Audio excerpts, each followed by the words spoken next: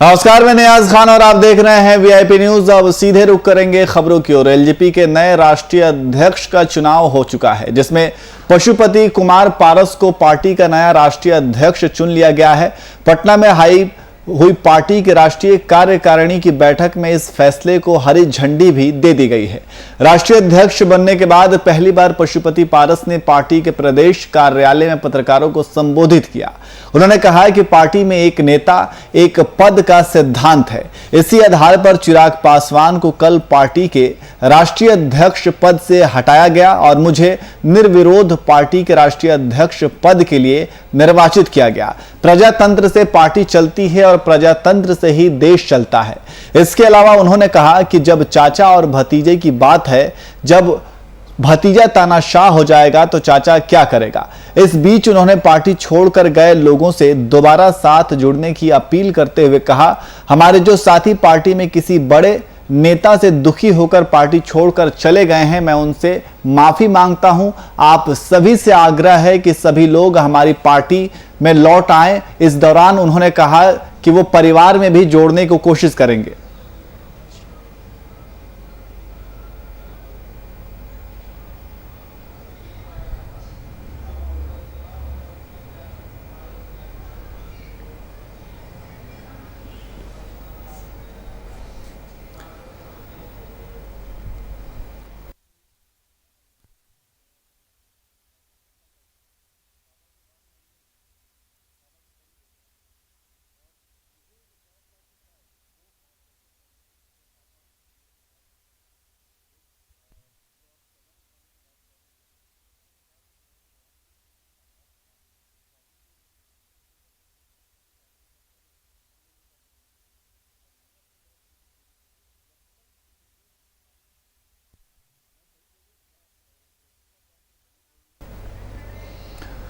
वहीं झारखंड के मुख्यमंत्री हेमंत सोरेन पिछले 3 दिनों से नई दिल्ली के दौरे पर हैं। मुख्यमंत्री के दिल्ली दौरे के बीच मंत्रिमंडल विस्तार और फेरबदल की चर्चा जोरों पर है।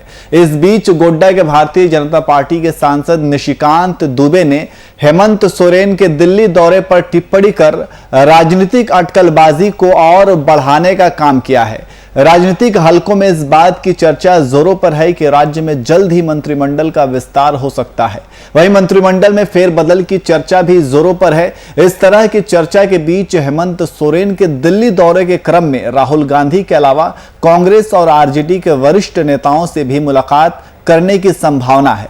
आपको बता दें कि वहीं गुरुवार को मीडिया से बातचीत करते हुए सीएम ने कहा कि हमारे सहयोगी मंत्री भी दिल्ली आए हैं। मंत्रिमंडल में फेरबदल और एक सीट पर जेएमएम और कांग्रेस की दावेदारी के मुद्दे पर उन्होंने कहा कि जब समय आएगा तो इस विषय पर बताएंगे, अभी कोई चर्चा का विषय नहीं है।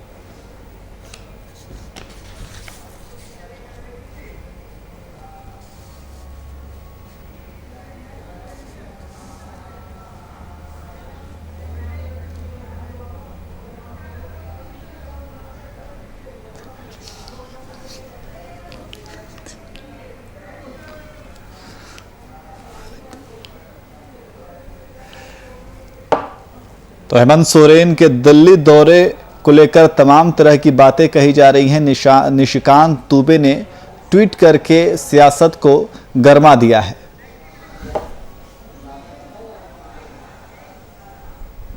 वहीं मुजफ्फरपुर के सदर अस्पताल में कर्मचारियों ने बीते रात अस्पताल में जमकर हंगामा किया। दरअसल अस्पताल में ड्यूटी पर पहुंचे सभी कर्मचारियों को नाइट ड्यूटी आवंटित नहीं किए जाने पर कर्मचारियों ने जमकर बवाल काटा।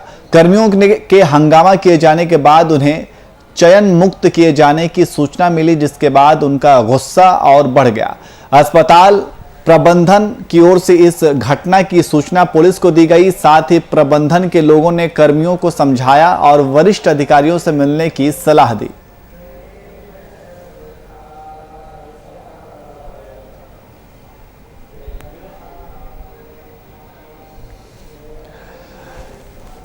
तो सदर अस्पताल में कर्मचारियों ने हंगामा किया। आप तस्वीरों में देख सकते हैं कि कर्मचारी किस तरीके से सदर अस्पताल में हंगामा कर रहे हैं।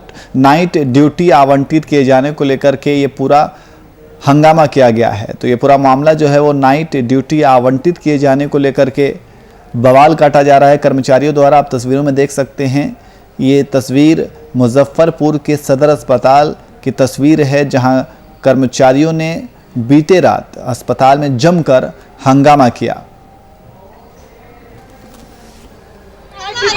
जो है सो एप्लीकेशन मांग रहे थे कि आप हमको अटेंडेंस की का फोटो कॉपी दीजिए, तो प्रभारी कह रहे थे कि आरटीआई मांगेगा। आप नहीं मांग सकते, आप कौन होते हैं?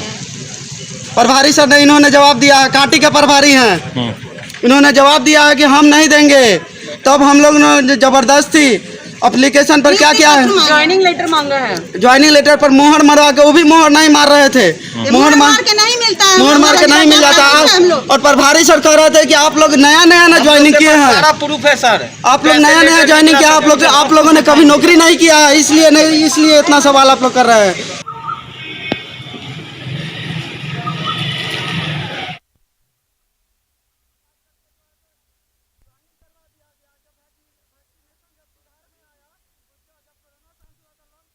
रंजन की अध्यक्षता में राजस्व निबंधन और भूमि सुधार से संबंधित मामलों की समीक्षा बैठक आयोजित की गई। इस बैठक में अपर समाहर्ता और जिले के दोनों अनुमंडल पदाधिकारी समेत जिला भू अर्जन पदाधिकारी समेत अन्य पदाधिकारी भी शामिल हुए।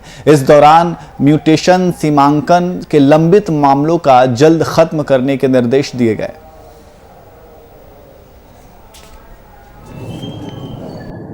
SDM, additional collector, district land acquisition officer थे वहाँ पर, और म्यूटेशन सीमांकन और कई तरह के जो प्रमाण पत्र होते हैं उसकी पेंडिंग केसेस को का समीक्षा किया गया। साथ ही भोजन के मामले थे, NHI के और स्टेट के जो प्रोजेक्ट्स थे उनकी भी समीक्षा की गई है, और मुआवजा का भुगतान को एक्सपेडाइट करने के लिए निर्देशित किया गया है सभी सीओ को। इसके अलावा अवैध जमाबंदी के केसेस तथा अंतर विभाग जमीन ट्रांसफ़र के मामले होते हैं उसकी भी समीक्षा की गई है। कई विद्यालय, स्वास्थ्य केंद्र एवं इलेक्ट्रिसिटी के कई ऐसे ज़मीन के मामले हैं जो अभी तक हस्तांतरित नहीं हुए, उसको जमीन चिन्हित करके उसको तुरंत ट्रांसफ़र करने के लिए जो प्रोसेस उसको एक्सपेडाइट करने के लिए सभी सीओ को बताया गया है।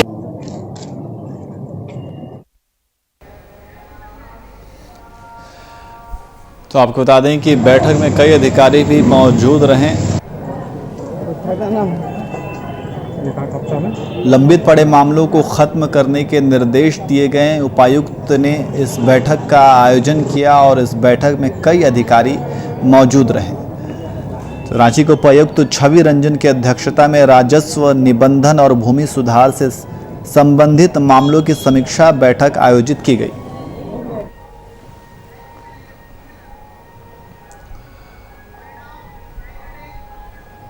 वहीं मुंगेर में लगातार हो रही बारिश के कारण आम लोगों से लेकर सरकारी कर्मचारियों की समस्या बढ़ गई है। बारिश के कारण हुए जल जमाव से संग्रामपुर ब्लॉक कार्यालय में बारिश का पानी घुस गया है। कार्यालय में बने आधार सेंटर में 2 फीट से ज्यादा पानी जमा हुआ है। जल जमाव से कर्मचारियों को काम करने में काफी परेशानियों का सामना करना पड़ रहा है।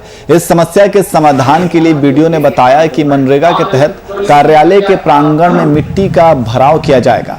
इस काम के लिए विभाग को प्रस्ताव भेजा जा चुका है।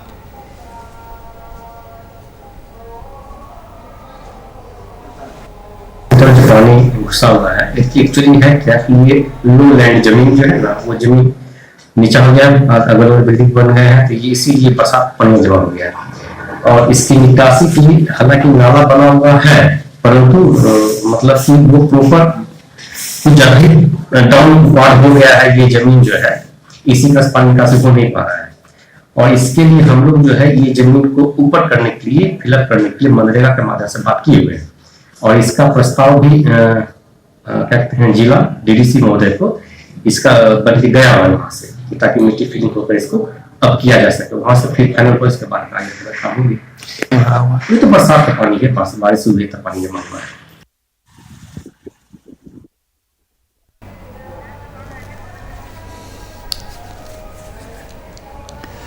तो आप तस्वीरों में देख सकते हैं कि किस तरीके से बारिश की वजह से जल जमाव की स्थिति पैदा हो गई है और बारिश कहीं ना कहीं सिरदर्द बन चुका है। तो सरकारी कार्यालयों में पानी घुस चुका है। ये तस्वीर आप देख सकते हैं कि किस तरीके से सरकारी कार्यालयों में बारिश का पानी घुस गया है, जिससे लोगों को काफ़ी परेशानियों का सामना करना पड़ रहा है।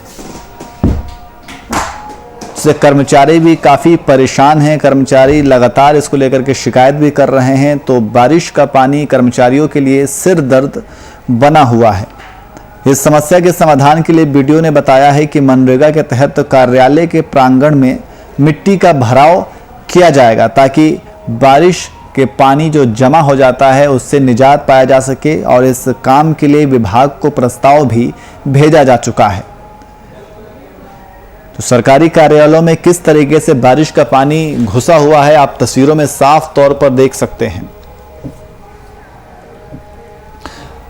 और इसी खबर पर अधिक जानकारी के लिए हमारे संवाददाता अतहर खान हमारे साथ फोनलाइन पे मौजूद हैं। अतहर, हम तस्वीरों में साफ तौर पर देख रहे हैं कि सरकारी कार्यालयों में बारिश का पानी किस कदर घुसा हुआ है, जिससे लोगों को काफी परेशानी का सामना उठाना पड़ रहा है। अतहर, देखिए, ये जो मामला है मुंगेर के संग्रामपुर प्रखंड का जो सदर ब्लॉक है, वहाँ ये भवन जो काफी जर्जर है, और जर्जर भवन में वहाँ लोग आधार कार्ड बनवा रहे हैं, और ज्यादा बारिश होता है तो छत से पानी टपकने लगता है और इतना पानी बरसता है कि घुटनों तक पानी आता है। उस हाल में भी वहाँ के कर्मचारी का अपना कार्य कर रहे हैं। इस बात को लेकर उन्होंने कई अधिकारी को भी शिकायत की, वहाँ के सीईओ को भी शिकायत की कि हमने सीईओ से इस बात की जानकारी ली। तो सीईओ ने कहा कि देखिए, वो जो भवन है वो पुराना भवन है और जर्जर है, नया भवन बन चुका है, लेकिन फिर भी हम लोग उस भवन को मरम्मत कराने की कोशिश कर रहे हैं। हमने आला अधिकारी को लिख के दे दिए हैं। लेकिन सबसे बड़ी बात है, अगर भगवान ना करे तो अगर हादसा होता है तो इसका जिम्मेदार कौन होगा? जिला प्रशासन या फिर वो कार्य करने वाला कर्मी?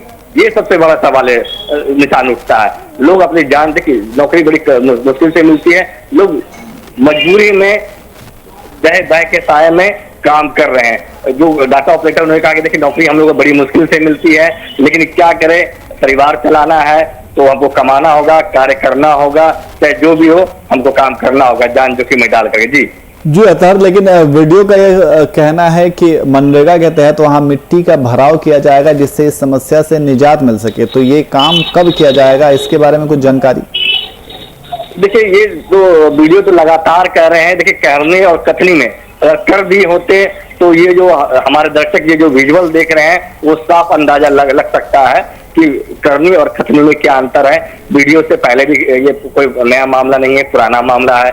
इससे पहले भी बारिश होता था, वहाँ जल जमाव होता था, उस समय भी कठिनाई आ रही है और वर्तमान भी कठिनाई आ रही है। ये कहा जाए कि जो जिला प्रशासन है वो सिर्फ एक खाना पूर्ति कर रही है और कार्रवाई की बात या फिर हम काम कर रहे हैं, इस बात को गोल मटोल करके टाल मटोल की बात होती है। जी बहुत बहुत शुक्रिया तमाम जानकारी के लिए।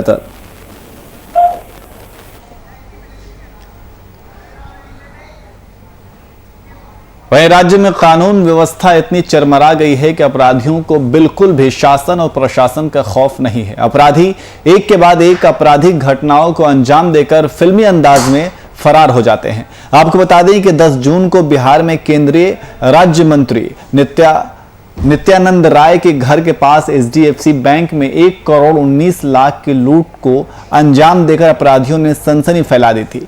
इस कांड के बाद वैशाली पुलिस के अफसरों समेत तिरहुत रेंज के आईजी गणेश कुमार भी मौके पर पहुंचे थे। बड़ी लूट की वारदात से पुलिस की जबरदस्त किरकिरी भी हुई थी, लेकिन जिले के पुलिस ने इसे चुनौती की तरह लिया और 1 हफ्ते में रिजल्ट दे दिया। गुरुवार को पुलिस ने लूट की रकम के साथ लुटेरों को मीडिया के सामने पेश कर दिया।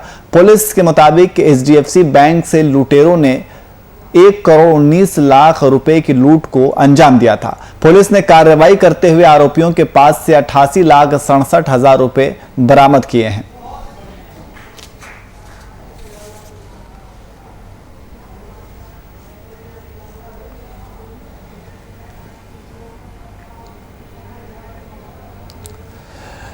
तो सुशासन राज में व्यवस्था जो है वो काफ़ी चरमराई हुई दिख रही है। हालांकि प्रशासन को एक बड़ी कामयाबी मिली है। एचडीएफसी बैंक में लूट की घटना को अंजाम दिया गया था और उन लुटेरों को पुलिस द्वारा पकड़ लिया गया है। आप तस्वीरों में देख सकते हैं कि उन लुटेरों के पास से ये पैसे भी बरामद किए गए हैं। तो करीब 88 लाख 67 हजार रुपये उन लुटेरों के पास से बरामद किए गए हैं और मास्टरमाइंड समेत 9 लुटेरों को पुलिस ने गिरफ्तार किया है। वहीं CISCE और CBSE की 12वीं कक्षा की बोर्ड परीक्षा के परिणाम 31 जुलाई तक जारी कर दिए जाएंगे। यह जानकारी दोनों बोर्ड ने गुरुवार को सुप्रीम कोर्ट को दी है। इससे पहले CBSE की 12वीं कक्षा का रिजल्ट तैयार करने को लेकर बनी कमेटी ने सुप्रीम कोर्ट में रिपोर्ट सौंपी। इसमें बोर्ड रिजल्ट जारी करने के फॉर्मूले के बारे में बताया। कोर्ट ने CISCE और CBSE की मूल्यांकन योजना को मंजूरी दे दी है, जिसमें 10वीं, 11वीं और 12वीं कक्षा के नतीजों के आधार पर 30-30-40 का फॉर्मूला अपनाया जाएगा। बोर्ड के मुताबिक 10वीं, 11वीं और 12वीं की प्री बोर्ड के अंकों को फाइनल रिजल्ट का आधार बनाया जाएगा। हालांकि CBSE ने कहा कि वह विद्यार्थियों के लिए मूल्यांकन के लिए पिछले 6 कक्षाओं के प्रदर्शन पर विचार कर रहा है।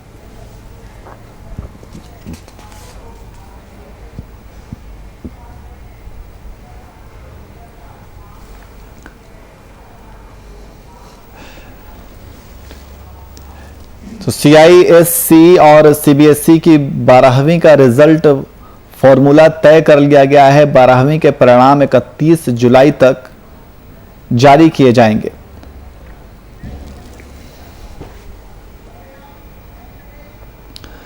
तो दुमका पुलिस को एक बड़ी सफलता हाथ लगी है। आपको बता दें कि पुलिस ने कार्रवाई करते हुए एक ट्रक से भारी मात्रा में अवैध शराब बरामद की है और साथ ही पुलिस ने 5 तस्करों को भी गिरफ्तार किया है। पुलिस ने बताया कि यह शराब लगभग 93,000 की बताई जा रही है। तो इस तरीके से पुलिस को एक बड़ी सफलता हाथ लगी है। पुलिस ने अवैध शराब की बरामद की है।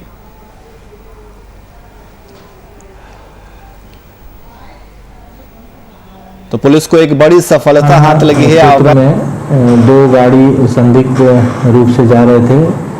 सूचना के अनुसार उसमें अवैध रूप से इलिसिट लीकर था, जिसे पुलिस ने जब्त किया है। एक कंटेनर है और एक ट्रक है।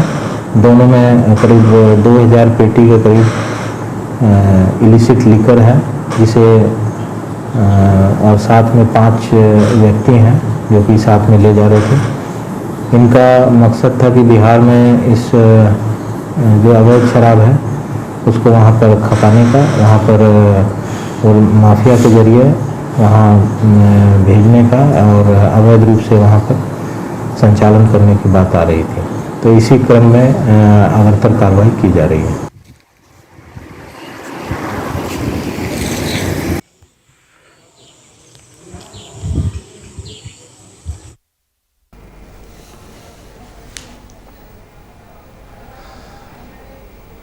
वहीं कटिहार पुलिस ने गश्ती के दौरान एक युवक को गिरफ्तार किया है। पुलिस ने बताया कि युवक अवैध हथियार की तस्करी करता है, जिसको लेकर पुलिस ने कार्रवाई की। फिलहाल पुलिस ने आरोपी युवक को गिरफ्तार कर जेल भेज दिया है।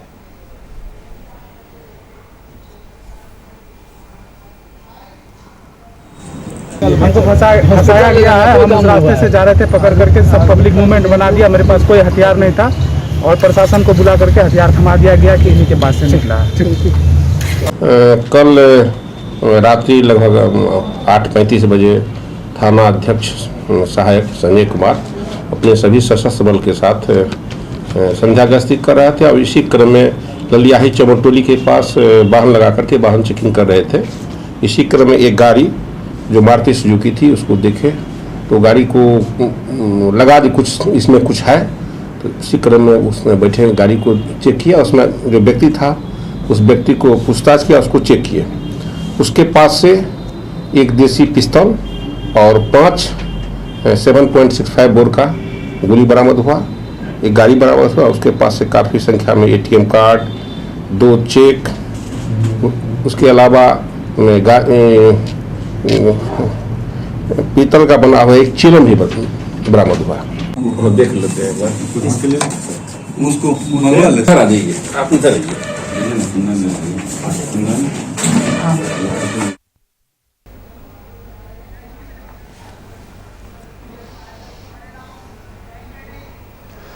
वहीं मुजफ्फरपुर पुलिस को शराब तस्करों के खिलाफ बड़ी सफलता हाथ लगी है। आपको बता दें कि पुलिस ने छापेमारी करते हुए 2 जगहों से भारी मात्रा में शराब की खेप बरामद की है। साथ ही पुलिस ने 7 शराब तस्करों को भी गिरफ्तार किया है। पुलिस ने गुप्त सूचना के आधार पर एंटी लीकर टास्क फोर्स के साथ मिलकर यह सफलता प्राप्त की है। फिलहाल गिरफ्तार आरोपियों से पूछताछ जारी है।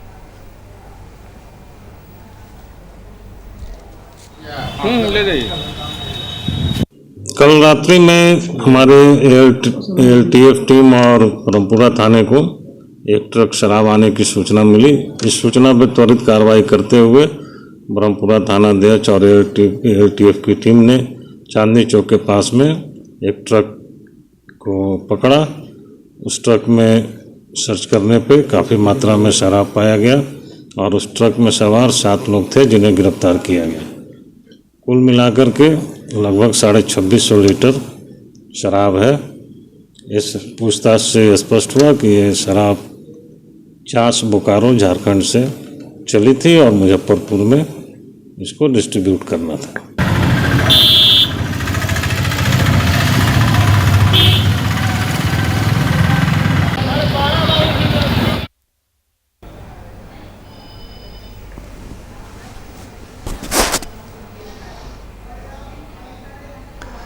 वहीं झारखंड में हो रही मूसलाधार बारिश का असर राज्य के ग्रामीण इलाकों में देखने को मिल रहा है। बारिश के कारण नदी नालों में तेज बहाव का असर गिरिडीह में देखने को मिला, जहां गांवा प्रखंड के घाघरा नदी पर बना कच्चा डायवर्सन पुल बह गया। डायवर्सन टूटने के आवागमन पूर्ण रूप से बाधित हो चुका है।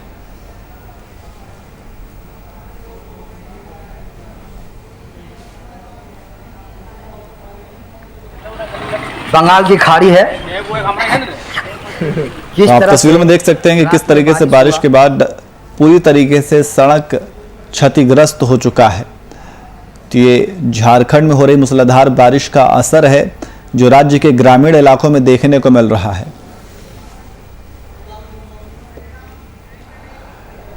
वहीं सीतामढ़ी में एक दिल दहला देने वाली घटना सामने आई है। आपको बता दें कि बागमती में नहाने गए 4 बच्चों की डूबने से मौत हो गई। वहीं इस घटना को लेकर स्थानीय ने हड़कंप मचा हुआ है। इस घटना की सूचना पुलिस को दी गई। घटनास्थल पर पहुंची पुलिस ने एनडीआरएफ की टीम के साथ बच्चों के शवों की तलाश कर रही है।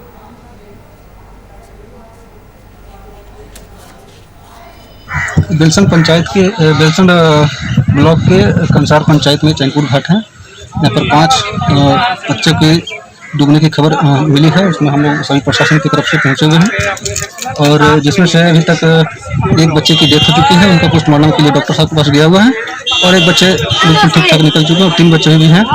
तो एसडीआरएफ की टीम की तैयारी है। सपोर्ट की क्रम से तत्काल जारी करेंगे।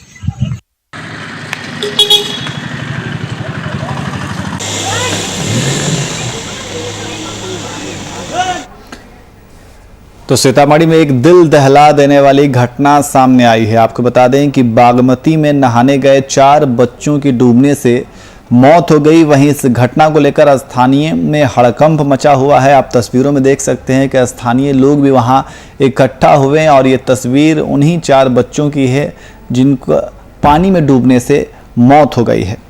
तो लगातार एनडीआरएफ की टीम शवों को ढूंढने का काम कर रही है। 4 बच्चों की पानी में डूबने से मौत हुई है। ये तस्वीर बागमती नदी की है जहां एनडीआरएफ की टीम लगातार उन बच्चों को ढूंढने का काम कर रही है। तो आप तस्वीरों में देख सकते हैं कि ग्रामीण भी वहां पे पहुंचे हुए हैं और बच्चों के ढूंढने का काम एनडीआरएफ की टीम द्वारा किया जा रहा है। तो ये पूरा मामला जो है वो सीतामढ़ी का है जहां दिल दहला देने वाली घटना सामने आई है। 4 बच्चों की पानी में डूबने से मौत हो गई है। बागमती नदी में 4 बच्चे नहाने के लिए गए थे और इस दरमियान 4 बच्चे पानी में डूब गए। उसके बाद मौत हो गई और एनडीआरएफ की टीम द्वारा लगातार उन 4 बच्चों के शवों की तलाश की जा रही है।